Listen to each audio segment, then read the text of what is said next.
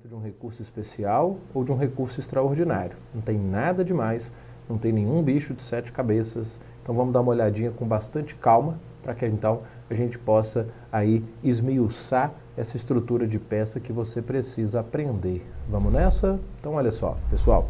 Então começando a parte final de estrutura de peça, eu vou então lembrá-los que, claro, como de costume, nós vamos aqui, por se tratar de uma peça que ela passa, né, pela instância ACO, para só depois ser remetida à instância ADQUEM, nós vamos começar com os requisitos da nossa petição de encaminhamento.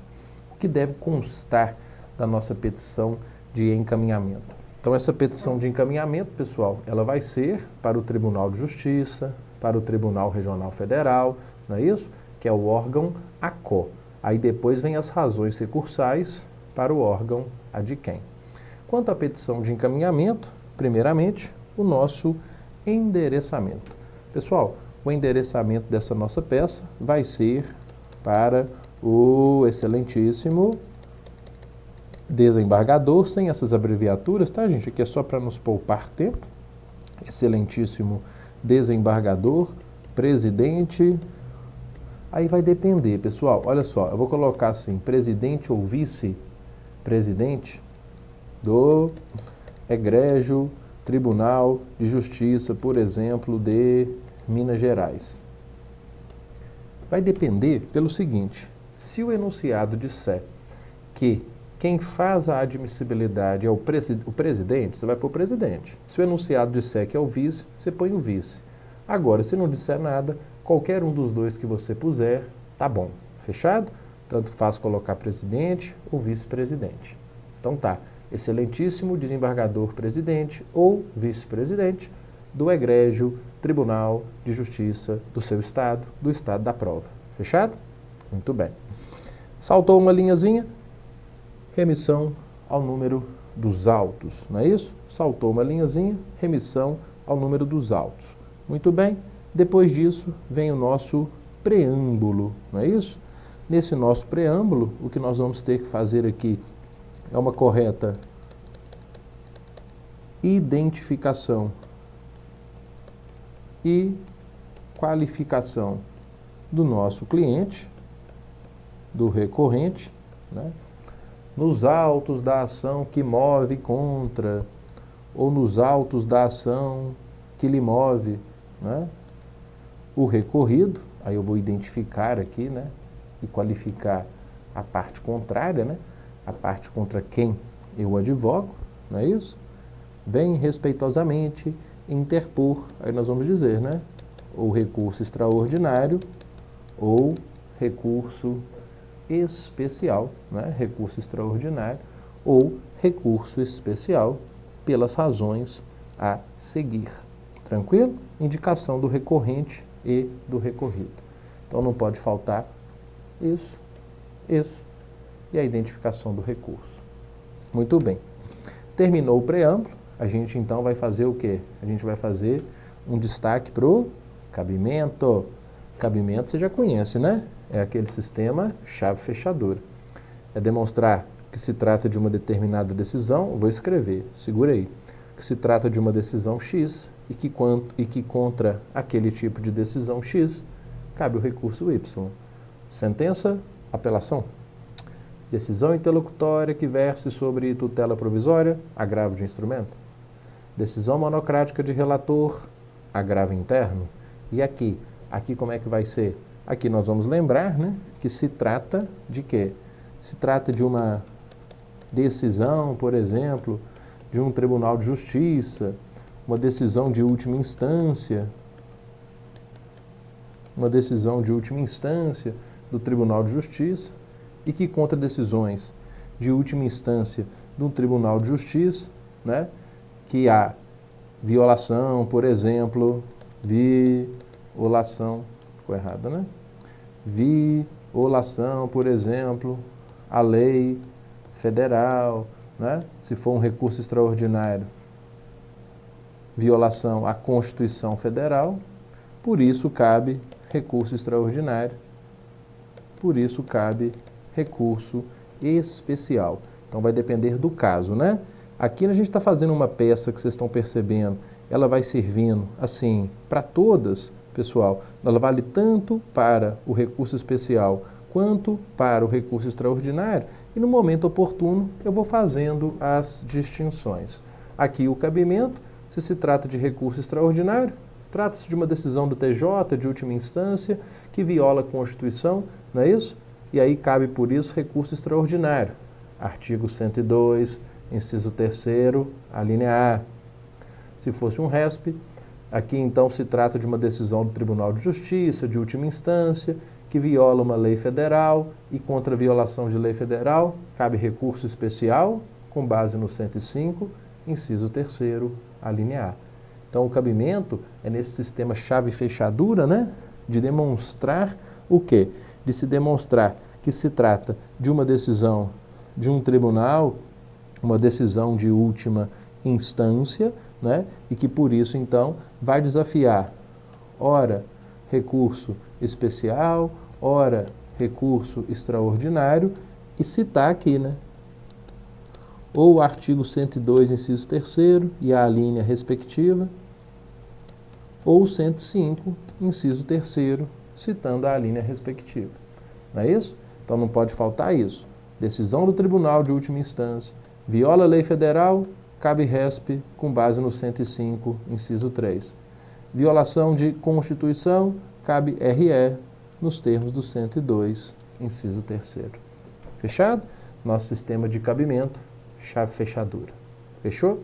Legal? E depois do cabimento, a gente vai abrir um tópico para tempestividade, aquele tópico conhecido, né, em que falaremos da interposição do recurso dentro do prazo de 15 dias, nos termos do artigo 1003, parágrafo 5º do CPC. O recurso é tempestivo, dado que interposto dentro do prazo de 15 dias, conforme determina o artigo 1003, parágrafo 5º do CPC. Se a questão pedir para fazer o cálculo, aí tem que fazer. Aí tem que colocar a semaninha lá no rascunho e contabilizar os 15 dias úteis para a interposição do recurso. Fechado? Como é que é aquela tríplice mesmo, né? Cabimento, tempestividade, preparo. É o que não vai faltar, né? Cabimento, tempestividade, preparo. Aqui dizer que o preparo está em anexo, não é assim? Ou se fosse um caso de gratuidade judiciária, dizer que deixava de recolher o preparo, tendo em vista a concessão do benefício da justiça gratuita. Não é assim? Muito bem. O que mais, hein? O que você está pensando aqui em que a gente ainda pode trazer? Vejam, sugeriria também falarmos sobre a necessidade de intimação do recorrido. A intimação do recorrido, para quê? Para ele apresentar recurso de contrarrazões. Não é isso? Então, intimação do recorrido para apresentação de contrarrazões. Aqui o estabelecimento do contraditório, que é impositivo no recurso especial e também no extraordinário. Então, cabimento, tempestividade, preparo, intimação do recorrido. Até aqui alguma novidade, gente? Algo demais, assim, algo que você nunca tinha visto?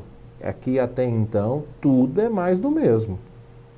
Cabimento, tempestividade, preparo, intimação do recorrido.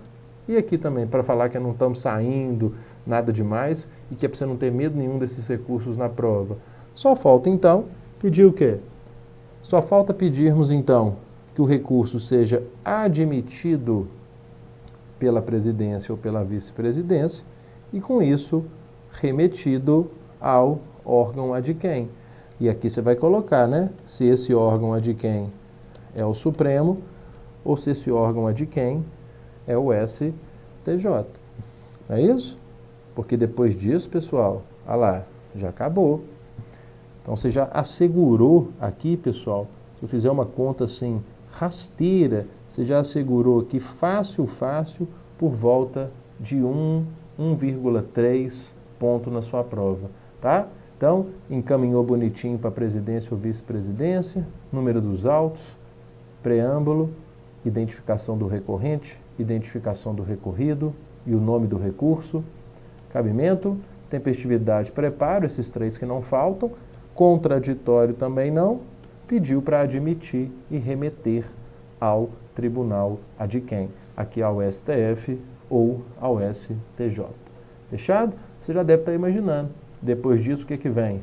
Aí vem agora o nosso capítulo das razões recursais. E o capítulo das razões recursais não vai fugir muito daquilo que você também já conhece, não é? Como é que a gente começa? A gente começa com aquele cabeçalho, não é isso? Ao, egrégio, né? Saltou ali 2 linhas, pessoal. Já começa as razões recursais, né? Ao egrégio, Supremo Tribunal Federal, ou ao egrégio, Superior Tribunal de Justiça. Não é isso? Uma espécie de cabeçalho, em que depois a gente faz uma identificação das partes dos autos, né? Aqui, ó, recorrente, embaixo de ao egrégio, né? STF, STJ, coloca o nome do recorrente. Na mesma linha, gente, ó, para ganhar espaço, recorrido, autos, número, se não deu o número dos autos, coloca assim, e aí faz aquele fechamento assim, ó, igual nós fizemos em todos os outros recursos, ó, razões recursais. Pronto, ó. Fechamos aqui um cabeçalhozinho e a identificação das partes e dos autos. O que vem a seguir depois desse cabeçalho? Saltou 2 linhas, vem para o primeiro item da nossa peça. Primeiro item da peça, vamos, como de costume, fazer aqui aquela bem sintética síntese dos fatos, né? Para ser bem pleonástico, uma síntese sintética, não é? Você vai fazer assim de forma mais resumida possível, ali uma breve história sobre o que aconteceu. Sintetizou os fatos, nós vamos então abrir um capítulo na nossa peça para falar da existência do pré-questionamento. Então vamos abrir um capítulo para falar do pré-questionamento. Como que a gente faz o capítulo do pré-questionamento? Percebam, gente, das duas uma. Ou o enunciado vai dizer que o tribunal enfrentou a questão que você suscitou, e se ele enfrentou aquela questão, aquela alegação de violação à lei federal, por exemplo, você então, nesse caso, já vai dizer que há pré-questionamento porque houve enfrentamento, ou pode ser que o enunciado diga que você opôs embargos de declaração para pré-questionar. E aí, opostos os embargos de declaração, ou o tribunal pré-questionou, ou o tribunal não pré-questionou. Só que nesse caso, lembra disso? O pré-questionamento ficto permite que você então interponha o recurso. Se o enunciado não falar nada, diga então, pessoal, que a matéria está pré-questionada porque o tribunal enfrentou a questão suscitada pela parte. Agora, se porventura falar que houve embargos de declaração, a gente vai se perguntar, esses embargos de declaração foram acolhidos e a matéria foi pré-questionada de forma real? Aí eu alego isso. Ou os embargos foram rejeitados e aí o pré-questionamento, nesse caso, é o pré-questionamento que a gente chama de ficto. Então, é informar que você sabe que deve estar pré-questionado e de que forma esse pré-questionamento ocorre. Fechado? Daqui a pouco a gente vê isso na prática. Muito bem. Depois do pré-questionamento, atenção com esse item, pessoal. O item da repercussão geral. É claro, eu já falei isso cansativamente no bloco anterior, o capítulo da repercussão geral a gente vai abrir apenas se tratar de recurso extraordinário. Né? Se tratar de recurso extraordinário, a gente abre um tópico para falar de repercussão geral. E aí, pessoal, nesse tópico, como que faz? Aí, nesse tópico, a gente vai falar de uma daquelas 3 formas de demonstrar repercussão geral. Aula passada. Relevância da questão, relevância jurídica, econômica, social ou política. Dizer que o acórdão que eu estou atacando contraria súmula ou jurisprudência do STF, ou ainda dizer que se trata de um acórdão que declarou a inconstitucionalidade de uma norma legal, de um tratado ou de uma lei federal. Confere no 1035. Se o artigo 1035 fala sobre repercussão geral, eu tenho certeza absoluta que ele está grifado. Que eu pedi para você destacar esse artigo 1035, porque ele fala como que o advogado demonstra a existência de repercussão geral no caso concreto, tá? Então foca no 1035, tem que abrir um capítulo para falar sobre repercussão geral, óbvio, apenas se trata de RE. Em caso de RESP, não. Tranquilo? Passou para frente, depois de pré-questionamento e repercussão geral, vocês vão perceber que, ó, cá para nós, são as únicas duas situações que na peça, assim, de fato, são absolutamente inéditas até agora, né? Porque no mais, tudo a gente já viu nos outros recursos, concorda? Todos os demais requisitos nós já vimos nos outros recursos, como, por exemplo, o item da fundamentação jurídica, né? Nenhuma novidade, temos que falar da fundamentação jurídica. E aqui é claro, né? Apontar, vamos focar no RESP, né? Apontar com precisão quais são os dispositivos de lei, né? Os dispositivos de lei federal que estão sendo violados, por que esses dispositivos estão sendo violados, não é isso? Por que o Código Civil não foi respeitado? Por que o Código de Defesa do Consumidor não foi respeitado?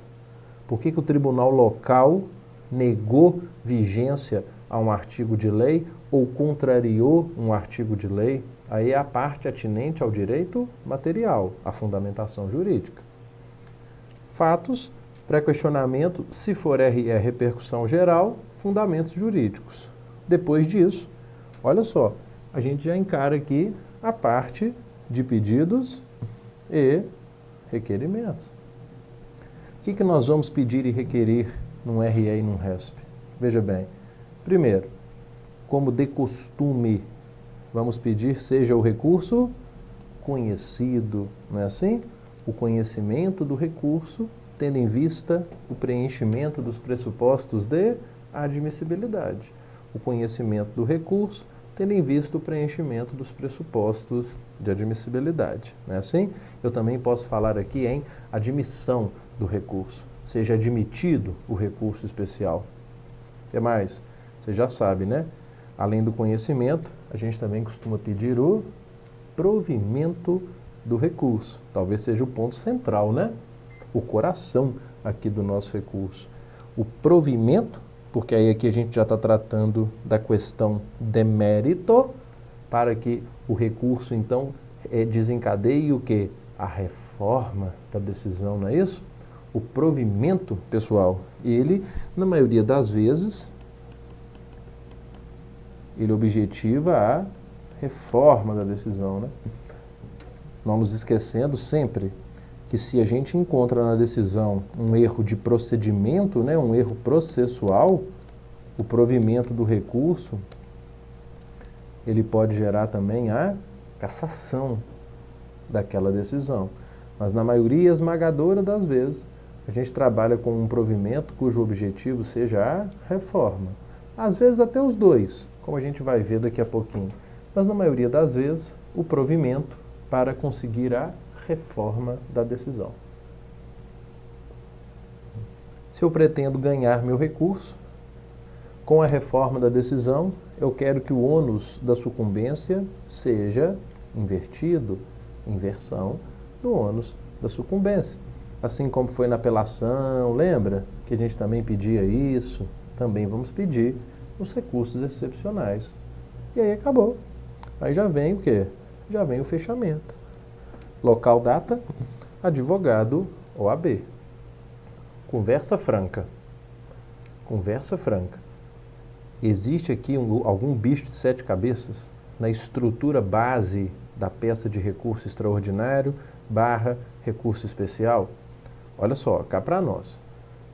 Tirando o requisito da repercussão geral, e ainda, olha só, esse é só para extraordinário. Então vamos focar no RESP, que é o que já caiu até hoje e sempre tem uma tendência mais clara. Tirando o capítulo do pré-questionamento, o resto é tudo igual. É endereçamento, é preâmbulo, é cabimento, tempestividade, preparo, contraditório. Então percebam que não há motivo algum para criar qualquer tipo de resistência com RE e com resto, tá? Então não há motivo algum. Falou em decisão de tribunal, acórdão do TJ, acórdão do TRF, vamos buscar nesse acordo alguma violação à lei federal, vamos buscar nesse acordo alguma violação à Constituição Federal e trabalhar nesse contexto que nessa estrutura você está vendo comigo, conversa franca, não tem nada demais, né? Então veja bem, dito isso, vamos dar uma olhadinha, pessoal, aqui, quando caiu um recurso especial, lá em 2018, no exame 25, para a gente criar aqui uma dimensão geral e ver como eles têm cobrado esse tema. Foi um recurso especial bem difícil. Ele cobrou vários pontos do direito material e do direito processual que precisam ser analisados com muito cuidado. Vamos lá. Em uma determinada ação indenizatória que tramita na capital do Rio de Janeiro, o promitente comprador de um imóvel, Serafim, pleiteia da promitente vendedora, a incorporadora X, então Serafim e incorporadora, a sua condenação ao pagamento de quantias indenizatórias. Então o Serafim que comprou um imóvel queria a indenização da incorporadora X a título de 1. Lucros cessantes em razão da demora na entrega da unidade imobiliária. 2. Danos morais. Todas as provas pertinentes e relevantes foram carreadas. Na contestação, a ré suscitou preliminar de ilegitimidade passiva, apontando como devedora de eventual indenização a sociedade construtora Y, que foi contratada para a execução da obra. Alegou no mérito o descabimento de danos morais por mero inadimplemento contratual e ainda aduziu que a situação casuística não demonstrou a ocorrência de lucros cessantes. O juiz de primeira instância, transcorridos regularmente os atos processuais, acolheu a preliminar de ilegitimidade passiva.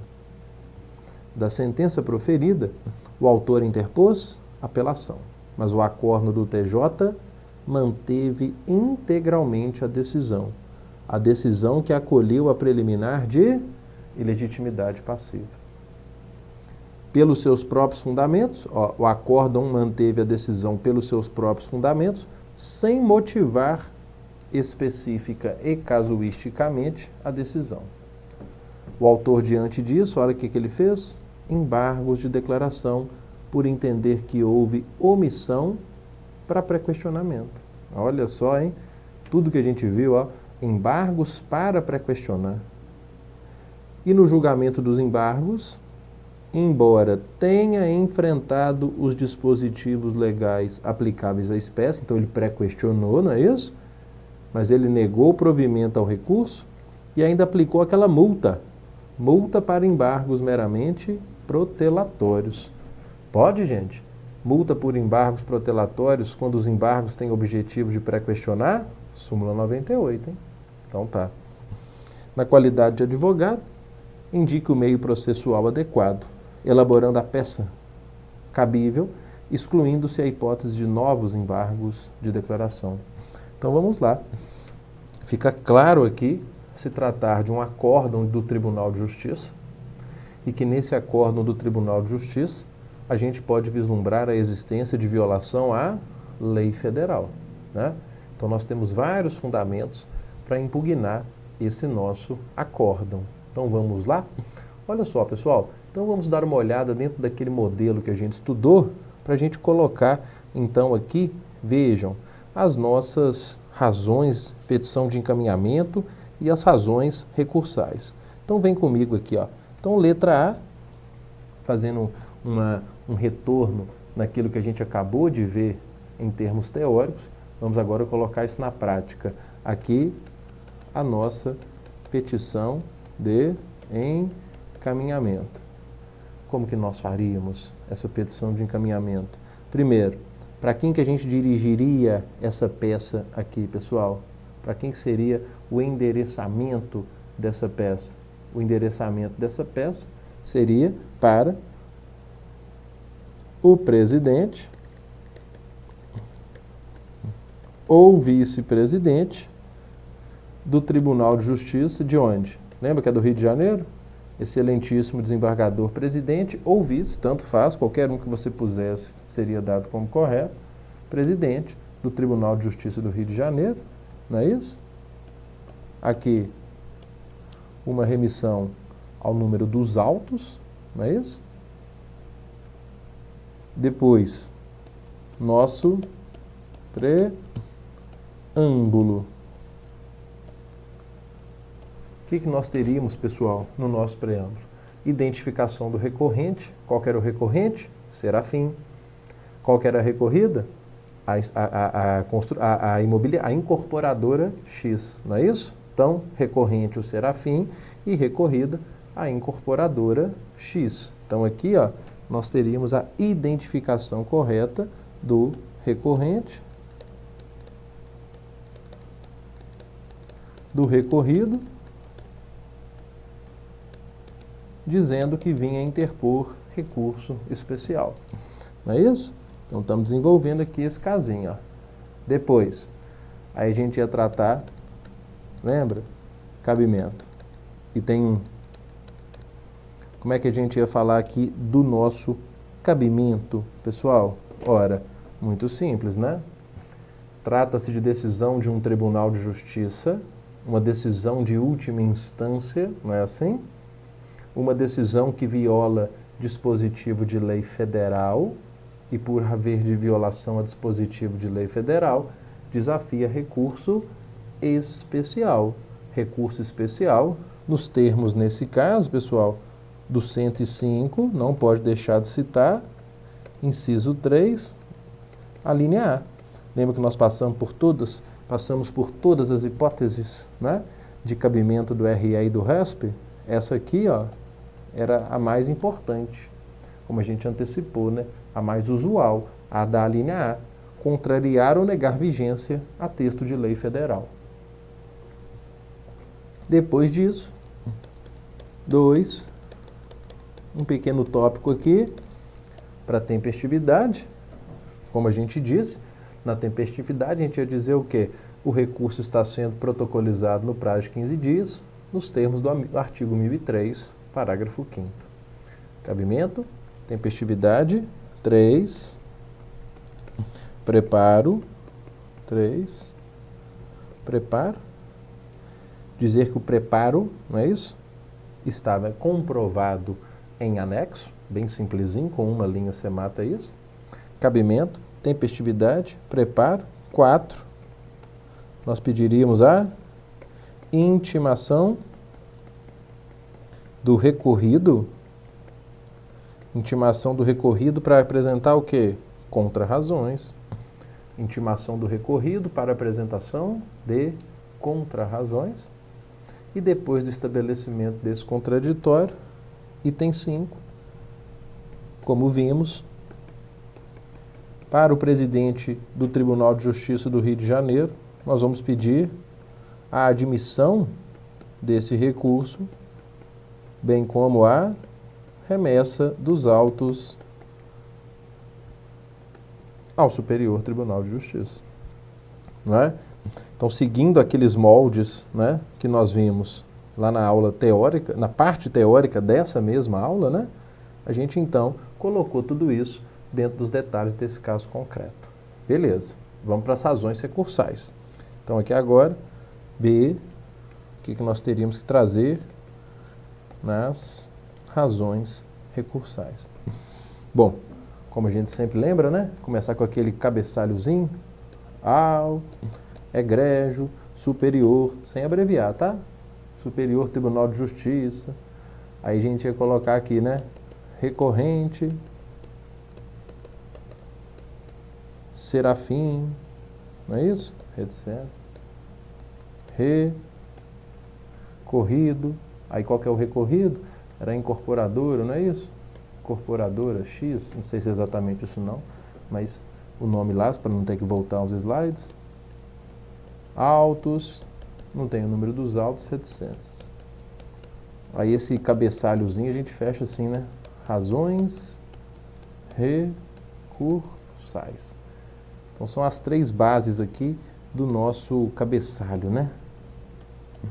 Ao Egrégio Superior Tribunal de Justiça, identifiquei quem está recorrendo, contra quem, o número dos autos e faço uma menção aqui às razões recursais. Depois, vamos para os tópicos, né, das nossas razões. Tópico 1, seguindo a minha explicação, aquela lógica que eu apresentei, vai ser o tópico da síntese dos fatos. Nessa aqui ninguém vai perder ponto, ela é muito simples, né? Um resuminho do caso. 2, aí nós vamos fazer o que agora? Do pré-questionamento. Vamos colocar em prática o que a gente viu na teoria. O que a gente escreveria aqui no tópico do pré-questionamento nesse caso específico?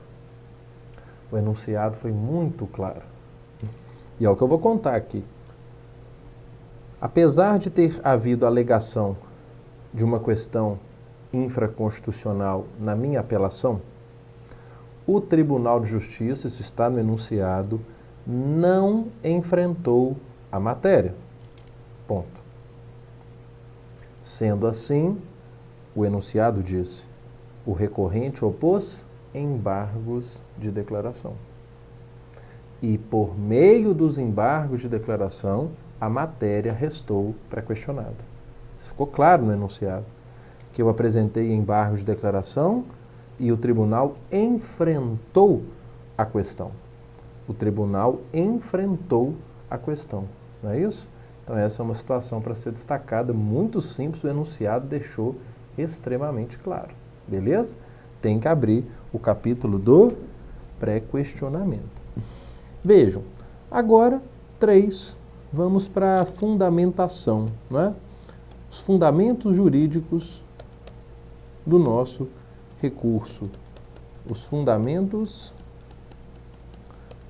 jurídicos do nosso recurso.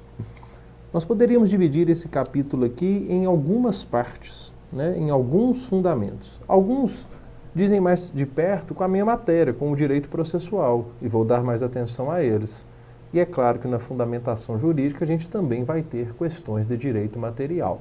Quero destacar algumas aqui delas, ainda que rapidamente. Por exemplo, pessoal, não poderíamos fazer menção aqui à questão relacionada à ausência de fundamentação da decisão, porque o enunciado disse isso. Há aqui, pessoal, uma violação a uma lei federal que é o CPC, lá naquele artigo que eu já estudei com vocês, lá na aula de embargos de declaração, o artigo 489 do Código de Processo. Há uma ausência de fundamentação específica do acórdão recorrido, violando, portanto, aqui o artigo 489, parágrafo 1º do CPC, porque o enunciado disse que a decisão não tinha fundamentado especificamente, sido fundamentado especificamente. O enunciado diz que o acórdão manteve a sentença pelos seus próprios fundamentos, ou seja, tem um defeito de fundamentação. Esse é um primeiro ponto a ser alegado. Concorda? Qual outro ponto que vai ser alegado? Aqui, ó, aquela questão relativa aos embargos de declaração, porque a súmula 98 do STJ fala que os embargos de declaração opostos para fins de pré-questionamento, eles não resultam na aplicabilidade dessa multa, né? Então aqui, ó, um segundo ponto da fundamentação é a aplicação de multa indevida nos embargos declaratórios, por se tratar de um recurso com finalidade de pré-questionamento, não é assim? Então você tem 2 aspectos processuais na fundamentação. A questão da falta de fundamentação e a questão da multa dos embargos de declaração. No mais, gente, Aí já são agora os fundamentos do direito material, né? Onde eu vou ser aqui bem rápido para lembrar, por exemplo, que foi exigido também do candidato falar sobre a legitimidade passiva da incorporadora. Legitimidade passiva da incorporadora, porque não foi observada a responsabilidade solidária prevista, né? Então aqui você tem que bater na questão da legitimidade passiva. Violação do artigo 7º, parágrafo único, ou 25, parágrafo 1º do Código de Defesa do Consumidor, que também está relacionado a esse tema, no que toca à responsabilidade da incorporadora, tá vendo? Alegação da prática de um ilícito contratual, isso também deveria ser certamente suscitado.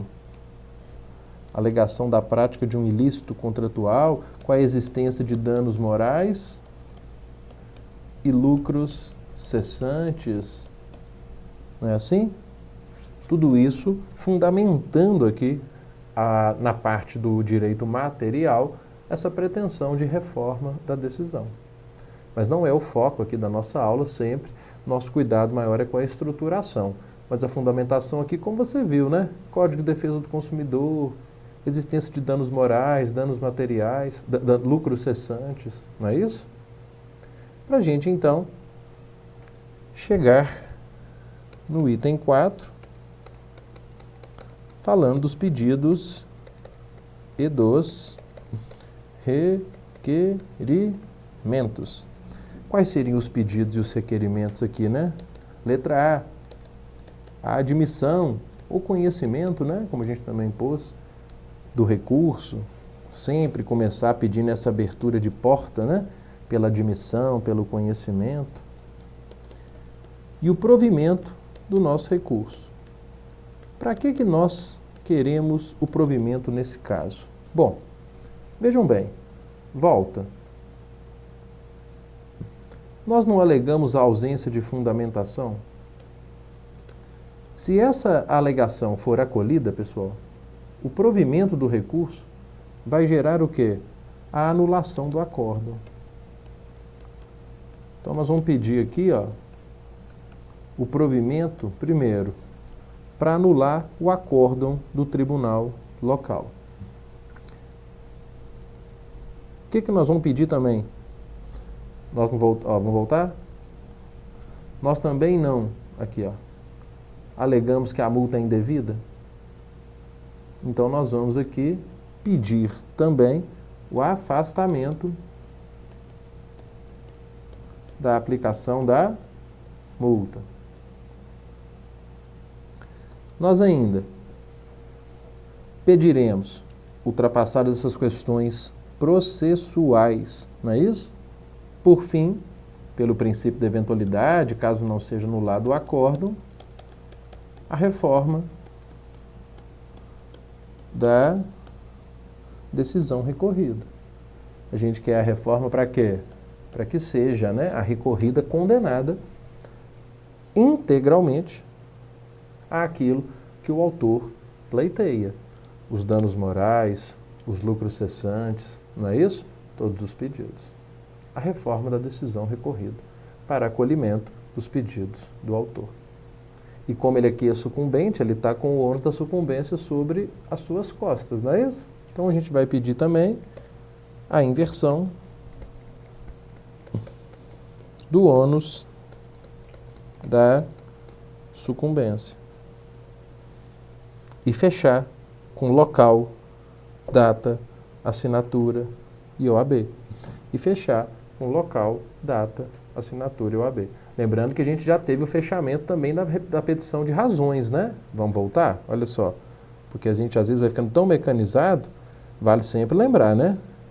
Que aqui, quando a gente fecha a parte de razões, a gente põe já aqui, né? Local, são 2 fechamentos, não é isso? Local, data, advogado, OAB, tanto para a petição de encaminhamento, quanto para as razões recursais, não é isso?